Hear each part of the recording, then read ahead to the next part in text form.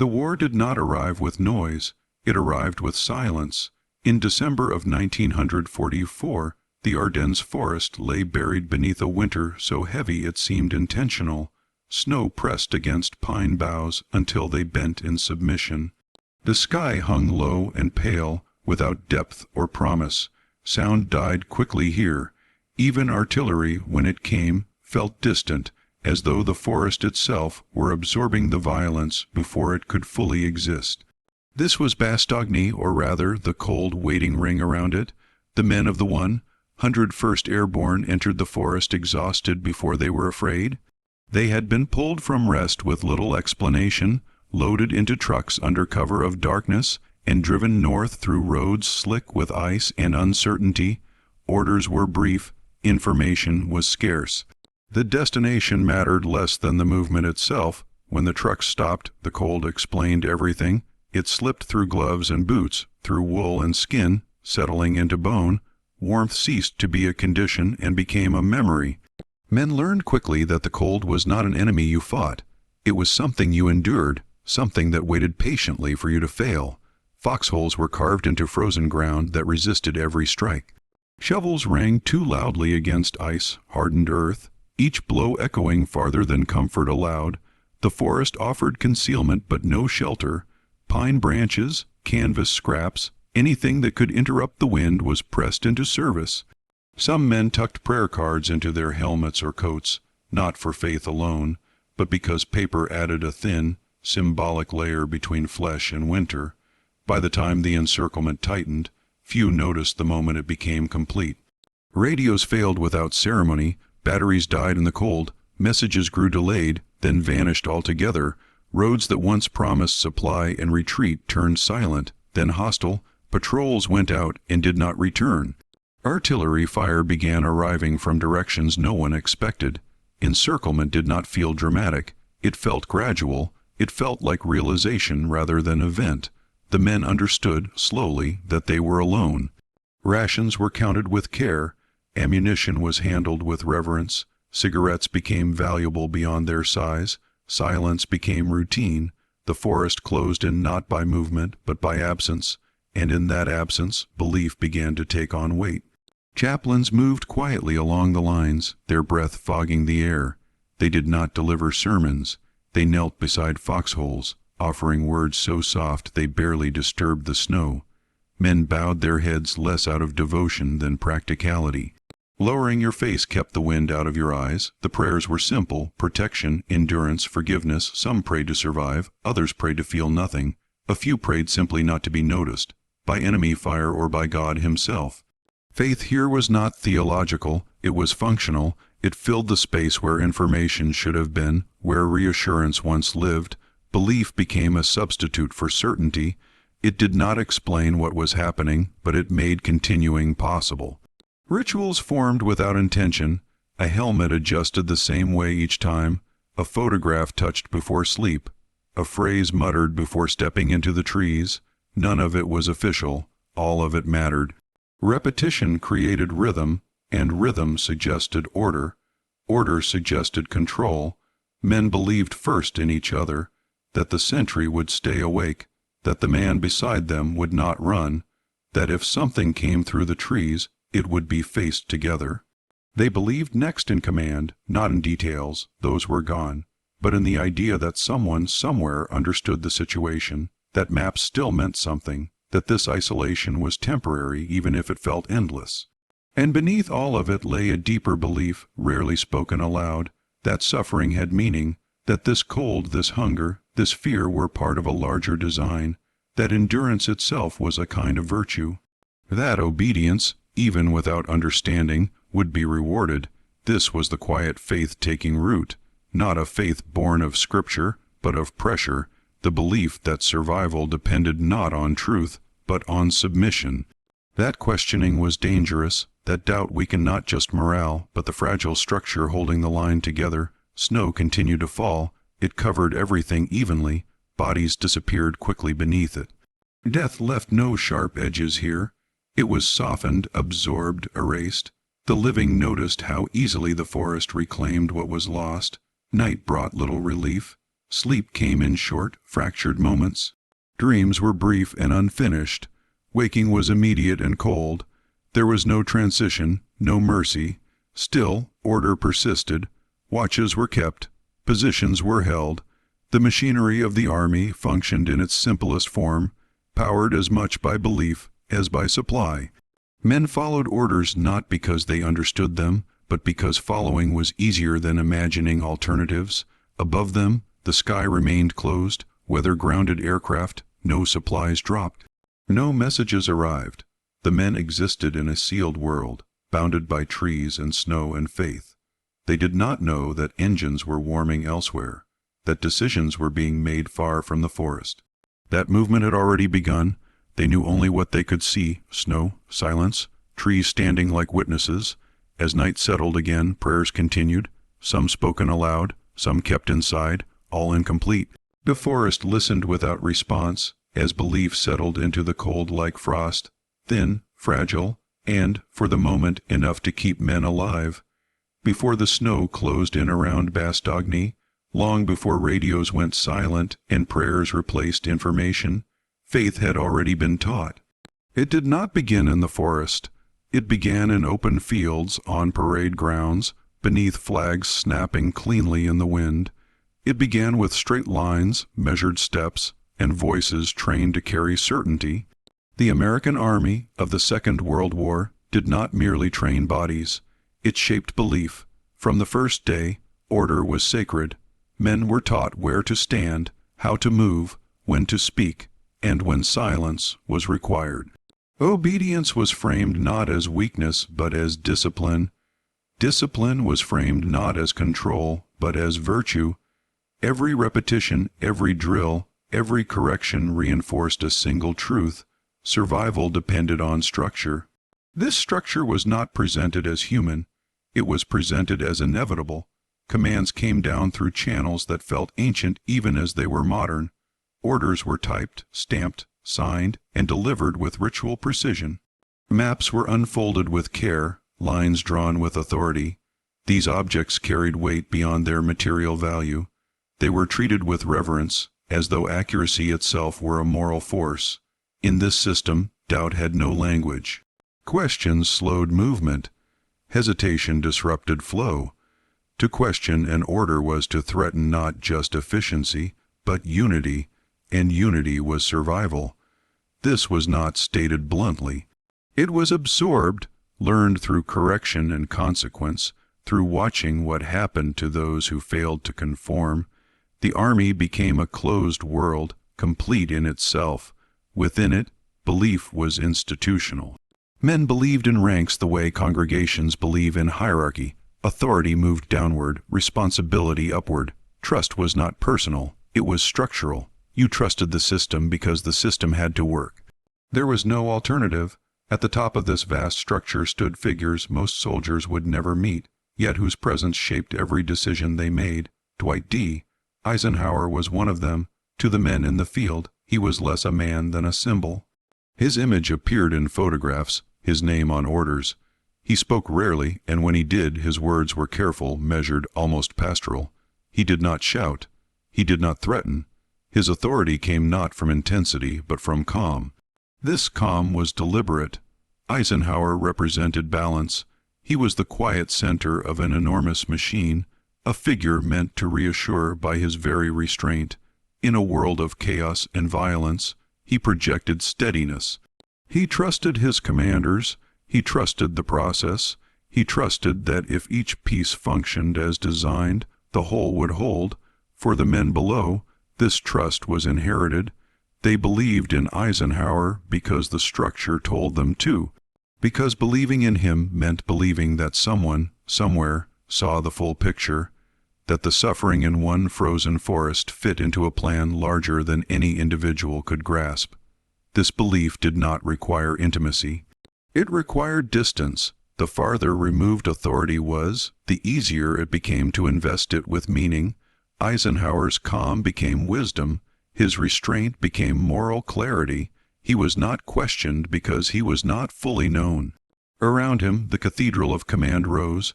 War rooms replaced sanctuaries. Maps replaced stained glass. The language of faith was mirrored in the language of doctrine. There were principles to be followed, lines not to be crossed, objectives framed as necessities rather than choices. Violence was moralized through purpose. Killing was not an act of hatred but of duty. Destruction was not cruelty but requirement.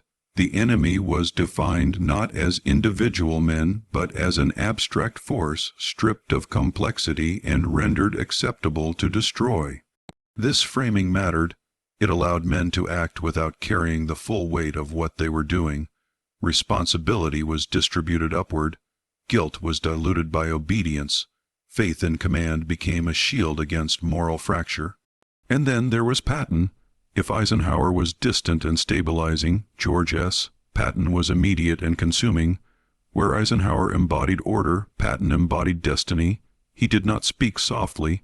He did not hide his beliefs behind doctrine. He declared them openly. Patton believed history moved through men like him. He spoke of war as something eternal, something he had participated in before. He talked of past lives, of ancient battlefields, of fate selecting him again and again for violence. To some, this sounded theatrical. To others, it sounded true. What mattered was not whether it was factual, but whether it was convincing. Patton did not ask his men to understand him. He asked them to follow. He framed obedience not as necessity, but as honor. To serve under him was to be chosen. To endure his demands was to prove worth. His speeches were not instructional. They were declarative. He told men who they were, what they would do, and why they would succeed. Doubt had no place in this vision. Doubt was weakness.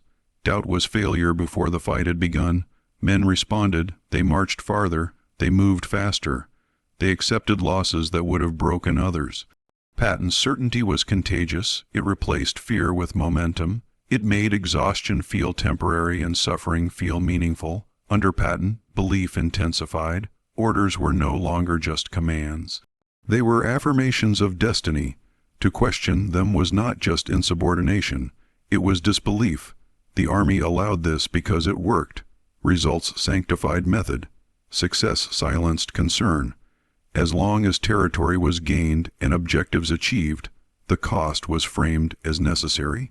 The cathedral of command had room for zealots so long as they delivered victories. This balance between Eisenhower's restraint and Patton's fervor defined the American war effort. It was a faith system with multiple expressions, all bound by the same underlying truth. The mission was righteous, the structure was sound, and obedience was the highest virtue. Men absorbed this long before they reached the front. By the time they found themselves encircled in the Ardennes, this belief was already embedded. It shaped how they interpreted silence, how they endured cold, how they accepted isolation without revolt. They believed relief would come because relief was supposed to come, because command did not abandon its own, because the system worked, and systems like faith demand trust even when evidence disappears. As Bastogne tightened and the forest closed in, the cathedral of command extended invisibly into the snow. Orders still mattered, even unheard. Authority still existed, even unseen. Somewhere above the trees and beyond the clouds, men believed decisions were being made. They held on to that belief not because they could prove it, but because without it, the cold would have won long before the enemy did. And far to the south, engines were indeed warming. The machinery of belief was already in motion. George Smith Patton did not discover war. He remembered it. At least, that is how he spoke of it. Not as a profession entered by choice, but as a calling renewed across lifetimes. He wrote of ancient fields and forgotten banners, of dust and blood and steel echoing through centuries. To him, combat was not an interruption of civilization. It was its engine. This belief was not metaphor. It was conviction. Patton spoke of destiny with the same certainty others reserved for geography. He believed he had been born for command, that history selected men like him when violence was required to restore order. War, in his mind, was not chaos. It was revelation. It separated the worthy from the weak and revealed truth through movement, speed, and force. Those around him felt this certainty before they understood it. He wore authority visibly. His uniform was immaculate, his posture rigid, his presence unavoidable. He moved as though watched by history itself, every gesture deliberate, every word delivered with finality. He did not ask for agreement. He assumed it. Patton's faith was personal, but it did not remain private. He spoke to his men not in terms of strategy, but identity. He told them who they were before they had time to doubt it. They were warriors, they were chosen, they were instruments of something larger than fear or fatigue. Under him, suffering was not accidental, it was proof. This language mattered. Men did not march because they were ordered. They marched because they believed. They believed that hesitation was betrayal, not just of command, but of destiny. To slow was to fail history. To question was to step outside the story Patton had already written for them. His orders reflected this world view. Timelines were compressed beyond reason. Distances were treated as challenges to be conquered rather than realities to be respected. Rest was minimized. Logistics were expected to bend to will. When obstacles appeared, Patton did not adjust belief to accommodate them. He demanded the world adjust instead, and often it did. Success reinforced certainty. Each rapid advance, each surprised enemy, each seized objective became evidence not just of tactical skill, but of righteousness. Patton's faith fed on results, and results multiplied under its pressure. Those who served beneath him absorbed this logic. They learned that speed was virtue, aggression was morality, relentlessness was proof of worth. Losses were unfortunate but acceptable, necessary. The dead were honored, but they did not alter the direction of movement. Patton did not dwell on casualties, he reframed them. He spoke of sacrifice as inevitability, of death as the cost of greatness. In this framing, grief had no space to linger. Mourning slowed momentum, and momentum was sacred. This was not cruelty in the conventional sense. It was absolutism. Patton did not believe in half measures. He did not believe in hesitation. He believed that victory justified belief, and belief justified cost. The circularity of this logic made it powerful and dangerous. Within the cathedral of command, Patton was a prophet, not because he predicted the future, but because he declared it. He spoke as though outcomes already existed, waiting only for men willing to act as if they were inevitable. This certainty was intoxicating. It replaced fear with purpose. It made exhaustion feel like initiation. Men who might have broken elsewhere held under Patton. They endured forced marches through freezing rain. They pushed vehicles beyond limits. They moved with a speed that stunned allies and enemies alike. They did these things not solely because they were commanded, but because they believed Patton could not be wrong. To doubt him was to doubt victory itself. As the German offensive broke through the Ardennes, this belief was tested. The news reached Patton not as panic, but as opportunity. Where others saw crisis, he saw confirmation. The moment history had been moving toward had arrived. Bastogne was surrounded. The line was bending. The story required intervention. Patton did not hesitate. He announced movement before full plans were drawn. He spoke of turning an army as though turning a thought. His staff struggled to translate vision into logistics, but the pressure did not relent. Speed was everything. Speed would save lives. Speed would prove destiny. Orders flowed outward, relentless and absolute. Men were told to move north through winter storms, across icy roads with supply lines stretched thin. Vehicles broke down, men collapsed. Marches extended beyond endurance. Still, movement continued.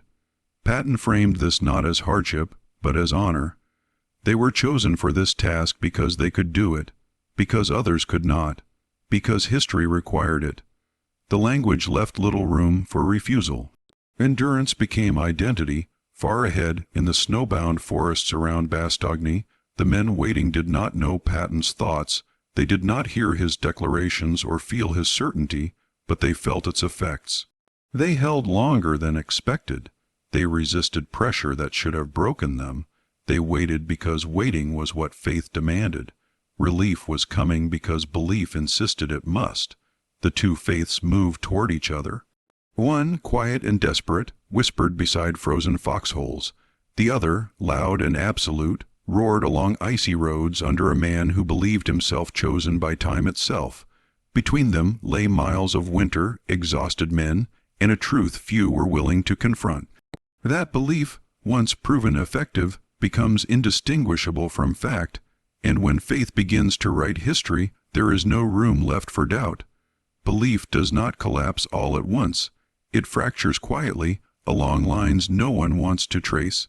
As the pressure eased around Bastogne and movement replaced waiting, the first signs appeared not in open rebellion, but in hesitation. It surfaced in glances exchanged during briefings, in pauses before orders were acknowledged, in the way men began to measure cost more carefully than speed. Victory had arrived, but it carried weight. For some, salvation felt incomplete. Staff officers who had watched Patton's orders translated into numbers, fuel consumption, casualty reports, broken equipment, began to see patterns that did not fit the language of destiny. The successes were undeniable. The pace had stunned the enemy, lives had been saved, yet beneath the triumph lay margins so thin they bordered on collapse. Men had marched past exhaustion into something quieter and more dangerous. They functioned, but without reserve. They followed orders, but without illusion. Faith had carried them forward, but now it demanded accounting, and accounting was not something belief welcomed. Chaplains noticed the change first. Confessions shifted in tone. The prayers were no longer only for protection or endurance. They became heavier, more complex. Men spoke of guilt without naming it, of faces they could not forget, of orders followed too quickly to fully understand. The language of righteousness softened, replaced by questions that had no clear answers. Some chaplains listened without responding. Others struggled to reconcile doctrine with experience. The war had demanded belief, and belief had delivered results. But now the cost was no longer abstract. It had names. After-action reports began to tell a parallel story, one written in measured language and precise figures, but heavy with implication. Units pushed beyond recommended limits. Timelines achieved at extraordinary expense. Losses framed as acceptable, then quietly accumulated. The machine had worked, but it had worked hot. Eisenhower saw this. From a distance that had once preserved clarity, he now felt tension creep inward. He read the same reports, weighed the same outcomes, and recognized the dilemma without illusion. Patton's methods were effective. That effectiveness made them difficult to restrain. Success had insulated belief from scrutiny. Eisenhower did not confront Patton publicly. He understood what such a rupture would do. The Army's faith was fragile in its own way. It required symbols as much as structure. Patton was one of those symbols now, larger than his rank, reinforced by results. To challenge him openly would invite doubt where doubt could not yet be afforded. Instead, Eisenhower practiced containment. Orders became more carefully worded. Oversight increased quietly. Conversations shifted from celebration to caution behind closed doors. Praise was given but measured. Approval came with restraint rather than enthusiasm. This was not justice, it was balance. Those closest to Patton felt the strain differently. Some admired him still, fiercely. They saw only the victories, the saved lives, the broken enemy. To them, criticism felt like ingratitude. History rewarded winners. Patton was winning. Others began to feel unease. They watched men break under pressure that never relented. They saw exhaustion dismissed as weakness. They heard language that left no room for moral uncertainty. Orders came faster than reflection could follow. Success had become its own justification. The relief of Bastogne should have been a moment of pure triumph. Instead, it arrived layered with complexity. The men who had been saved emerged thinner, quieter, altered. Gratitude existed alongside something harder to name. They had believed relief would come because belief demanded it. And it had. That fact made everything more difficult. Faith had worked. The system had delivered. The prophet had been right. What space did that leave for doubt? The forbidden truth emerged slowly, unspoken but present. If belief justified suffering and suffering led to success, then questioning belief risked undermining the very outcomes that had preserved life. The moral equation had no clean solution. In this space, silence became policy. Concerns were noted, then filed. Conversations ended before conclusions were drawn. The army moved forward, because stopping to examine faith risked exposing fractures too deep to repair during war. Patton remained in command. Eisenhower remained cautious. The machine continued to turn, yet something had changed. Belief was no longer effortless. It required maintenance. It required suppression of inconvenient thoughts.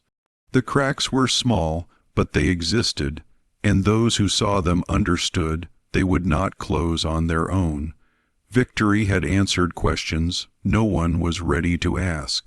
And as the war pushed onward, carrying belief with it like a banner hardened by wind and snow, the cost of that belief lingered, quiet, unresolved, waiting for a moment when silence would no longer be enough. The guns had begun to fall silent, but the war did not end in a single moment. Its reckoning arrived slowly, measured not in explosions, but in the quiet weight of decisions and consequences. Patton remained larger than life, a force whose energy had carried men through impossible marches and frozen forests. His victories were undeniable.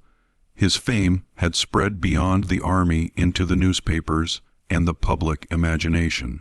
Yet behind the accolades a shadow followed. Orders executed without hesitation had yielded success, but at human cost. Lives had been strained beyond limit, equipment sacrificed, morale tested in ways that history would rarely record. Eisenhower understood this as clearly as anyone. He could not silence Patton outright. Doing so would have shattered the Army's faith, a delicate lattice that bound men together in the wake of disaster. Yet he could not ignore the danger either. The prophet of speed and destiny had become uncontainable without subtle intervention. The solution was neither dramatic nor satisfying. It was administrative. It was measured. It was quiet. Patton's energy was constrained, rechanneled, reframed. He was reassigned, scrutinized, and reminded of boundaries not through confrontation, but through bureaucratic precision. Letters were exchanged, orders were rewritten, speeches were moderated. The machinery of control continued to hum behind the scenes, less visible than artillery, yet no less powerful. For the men who served under him, these interventions were invisible. They continued to follow, to believe, to march forward, their momentum unbroken. Patton's aura persisted because faith is resilient when it is reinforced by results. What changed was the framework in which it operated. The prophet was held in check, not punished but guided, contained within a lattice of institutional authority that demanded obedience while tempering extremity. The ethical tension was profound. Victory had sanctified actions that would otherwise have been unconscionable. Discipline had saved lives. Obedience had preserved the army. But in the same measure, unchecked zeal had brought men to the brink of exhaustion, exposed them to avoidable danger, and blurred the line between bravery and recklessness. The ledger of consequences had no simple accounting. Eisenhower's role was central, yet lonely. He had to balance the faith of thousands against the peril posed by one extraordinary figure. He spoke with restraint, measured in tone, language, and timing. Praise was given where it was earned. Correction was delivered subtly, in ways that preserved the Army's trust. The measure of success was not revenge or discipline, but stability. Justice in this context was abstract. There was no trial, no dramatic confrontation. There was no confession. There were only decisions made quietly, so that the machinery of belief could continue to function. The Army's faith was preserved, the prophet's influence contained, and the cost hidden beneath layers of procedure and ceremony. The men on the ground rarely saw the calculus. They felt its effects indirectly: slower reinforcements, careful monitoring, a tone in the orders that suggested caution where there had once been unbridled speed. They interpreted it as adjustment, learning, or simply as the flow of war.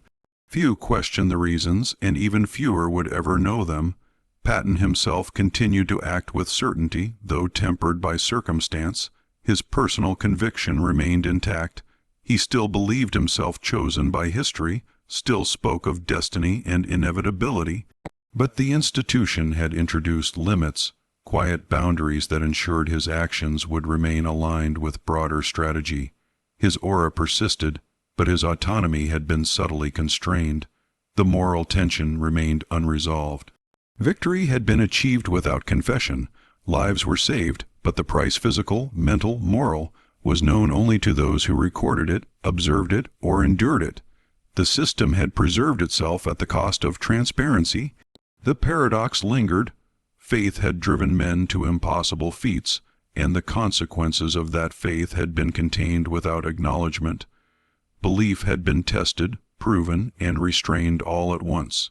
It was a judgment without confession, a reconciliation without ceremony, a reckoning deferred indefinitely.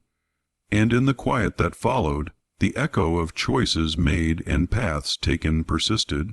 The machinery of war and faith had functioned perfectly in tandem, but the human cost whispered beneath the applause, waiting for a time when silence might no longer suffice. The world beyond the Ardennes was moving on, yet the men who had survived carried both triumph and unspoken weight. The lessons of obedience, belief, and controlled zeal would shape them long after the guns had fallen silent.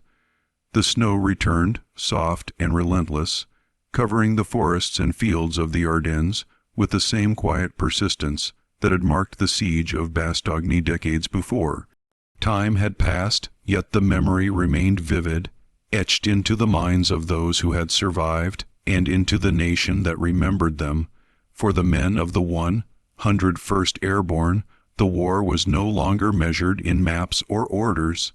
It was measured in memory, how it felt to wait in the cold, to trust in a system they could not see, to believe in men they did not fully know. The lessons of faith under pressure had been lived, not taught, and their consequences persisted quietly in every thought, every decision, every heartbeat long after victory had been declared. Patton had become legend. Stories of his brilliance, his audacity, and his strange, consuming certainty were repeated with reverence. He was a figure larger than history itself, myth folded into fact, faith codified into memory. Eisenhower had moved into a different realm, president, statesman, symbol of reason. The men who had depended on both navigated a world reshaped by their choices, yet never entirely free from the frameworks of belief they had internalized. The victories were celebrated, yet they were complicated. Survivors understood that success had required faith, absolute faith, and that faith had demanded sacrifices that could not always be justified publicly. History had simplified the narrative: heroism over hardship, victory over moral ambiguity. Yet those who had endured knew the truth lay between the lines, in the quiet spaces between orders and outcomes, between survival and conscience. Modern military doctrine, leadership, and even civic faith bear traces of Bastogne. The lessons of obedience, trust, and belief under pressure persist, often unnoticed, shaping decisions and shaping men. Leaders are still measured by their ability to inspire faith, to compel action, to navigate the delicate balance between conviction and recklessness. The line between guidance and exploitation remains as thin as it ever was. Those who survived often spoke little. Memory was private. Confession was rare. The experiences had left marks not visible in medals or records, but in the subtle cadence of daily life, how authority was interpreted, how risk was calculated, how faith was measured against evidence. History remembers events. Individuals remember fear, hope, and the cost of believing too much or not enough. And yet, the most profound legacy of Bastogne was not in the strategies or even in the victories, but in the enduring question of belief itself. What does it mean to trust without proof, to follow when understanding fails, to endure when the world seems indifferent? The snow may have softened the landscape, but it could not erase the traces of human faith, nor the lessons carved into lives forever altered by it. The forest remains indifferent yet constant. Snow falls once again, as it did in December 1944, as it will again, as it always does. Silence envelops the trees, and in that silence a subtle truth persists. Belief is never neutral. It shapes action, forgives failure, justifies cost, and preserves hope. It saves lives, and sometimes it imperils them. It is as fragile as frost, as inevitable as winter, and as enduring as memory itself. The world moves on, yet what we still believe remains with us, quiet, invisible, yet unshakable. Faith endures because it must, even when its consequences are both salvation and burden. And in that enduring tension, history whispers, unrelenting and unresolved. The snow falls, silence follows, and belief, in its many forms, continues. Faith had been tested. Victory had justified belief, and history would remember the outcomes while leaving the moral calculus largely unread.